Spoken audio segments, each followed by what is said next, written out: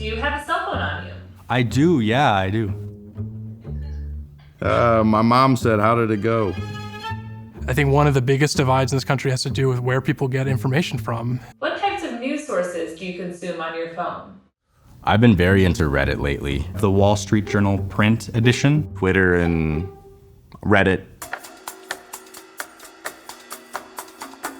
How does the media, which is what I study, how does that sort of perpetrate and amplify some of the divides that we see, especially across that political spectrum, where so many issues related to race and identity sort of thrive? I think social media, either people encourage conversation or discourage it. It's never really pretty to read those arguments online, whether it be Twitter or Instagram, Facebook.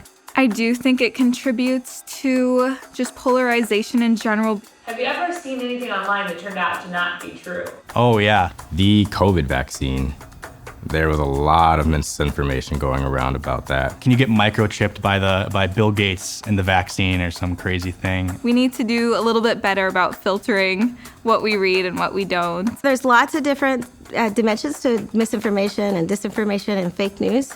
For the most part, it's news that is meant to mislead. As I got to college, we start to learn about how framing works and how they can put anything out there and shape it the way they want to. There's always been rumors and misinformation that circulate. Part of the difference today is that we're just much more aware of it because we have a digital record of just how far that rumor is spread. Don't trust the first thing you read. In the age of social media and digitization, we need to be diligent about doing the work ourselves, doing the research ourselves, taking the extra step. Historians value going back to original texts and original sources, and not necessarily taking those as truth, but understanding the context in which they were created. I use a lot of the sources I have from my major and minor, and if I don't use things for my classes, I end up looking things online by myself. If you don't feel strongly that there's a source out there that you can trust for information, it can be really disorienting. With social media,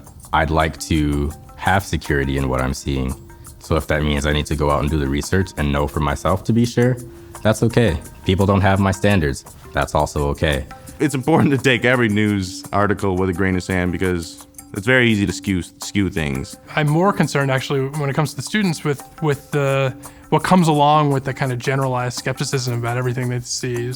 If that's the attitude you take, it becomes really hard to convince people to trust reliable information and sources of information that are actually doing a really decent job of trying to pin down what is the truth of what actually happened. There really is an art of reading the newspaper and understanding that we have to separate opinions from facts, and that's the job of the reader. You know, what gives me the most hope is really talking to my students and the way that I see that they're both curious about these kinds of topics and interested and really open to hearing different perspectives than the ones that they maybe are surrounded with every day. We've seen a sort of polarization, not just of opinions, but a polarization of the media that people use to form their opinions. I think you have to really look at a diverse number of sources when it comes to things. I make a point to follow a lot of different opinions on Twitter specifically. I think it's really important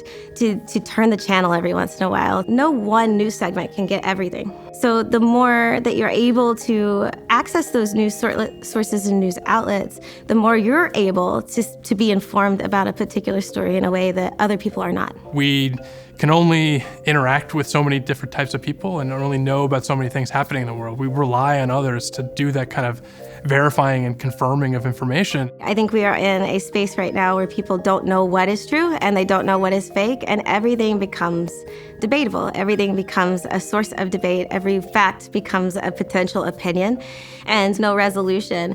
I think that that's exactly where we are right now. I do think there's a way out by learning more, by trusting information, by verifying information, and by respecting other people's perspectives and knowing that they're different than fact.